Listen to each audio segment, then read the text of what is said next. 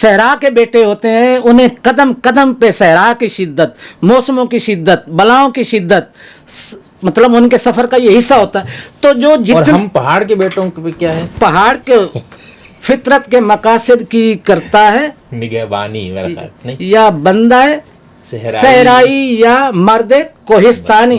اب دونوں طرف آپ مرد کوہستانی ہیں، تو جو کوہستانی ہوتا ہے وہ بھی مشکلات سے نبرد آزما ہوتا ہے نا، بالکل، اور جو صحرائی ہوتا ہے وہ بھی مشکلات. تو جتنی آپ کی جو وزڈم کے جو تار و پود ہیں وہ سارے نکلتے ہی مشکلات سے ہیں. اب حضور نے جو شروع میں جو بات کی اور اس نے ان سب چیزوں کو چیلنج کیا، تو اب آپ یہ فرما رہے کہ وہ ہے اپلائیڈ مونوتھیزم. ہاں، لیکن وہ یہ ہے کہ پھر یہی چیز ہمیں پورے قرن اول میں یعنی عملیت پہ سارا زور ہے. وہ جو ہم باتیں مشگافیاں دیکھتے ذات و صفات اس کی ساری، یہ میں اس پہ آتا ہوں، یہ کب شروع ہوئی ہیں؟ میں کہہ رہا ہوں کہ آپ یہ فرما رہے ہیں کہ جو قرن اول یعنی حضور کے عہد سے لے کے جو پورے قرن اول اس کے اندر یہی چیز رائج تھی، اور اس کی وجہ سے یہ سارا وہ اپلائیڈ مونوتھیزم کے قائل ہیں کہ اطلاقی توحید ہے ان کے ہاں، کہ توحید وہ ہے جو سوشیو اکنامک جسٹس میں ٹرانسلیٹ ہو. ٹھیک ہے. اور اس نے چونکہ ان کے ویسٹڈ انٹرسٹ کو چیلنج کر دیا، جو اس وقت یعنی جو تین بڑے ہر سوسائٹی کے ایکسپلائٹیشن کے پلر ہوتے ہیں، یعنی کیا؟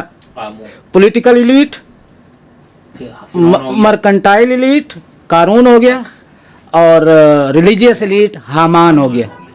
یہ ٹرائکا جو ہے یہ تاریخ میں اسی کو پرافٹس چیلنج کرتے آئے ہیں، اور پرافٹس اس کو سکسیسفلی جو رسول ہوتے ہیں وہ کامیاب بھی ہوتے ہیں، لیکن آگے جا کے ہسٹری واپس جو ہے نا اس طرف لوٹ آتی ہے. اس لیے بار بار انبیاء کو بھیجنا پڑا.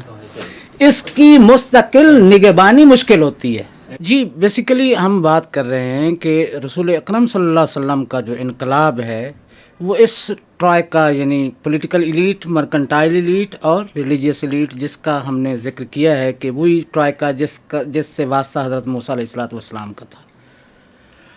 اب جو تخصص ہے تمام انبیاء کی روایت میں رسول اکرم صلی اللہ علیہ وآلہ وسلم کا اور ان کے اپوننٹس کا، کہ وہ بھی سمجھ رہے ہیں کہ یہ جو آپ کا تو monotheism that is based on socio economic justice, یعنی اتنے بڑے اسکیل پر جو سوشو اکانومک ریفارمز ہوں گی اس کے لیے پولیٹیکل پاور کا ہونا بہت ضروری ہے. یعنی الٹیمیٹلی یہ ہماری پولیٹیکل اتھارٹی کو چیلنج کر رہے ہیں، تو ان کے ویسٹڈ انٹرسٹ آڑے آ گئے، اس لیے انہوں نے بڑی کمال ریزسٹنس کی اپنے مفادات کو بچانے کے لیے. اس کی انہیں داد دینا چاہیے.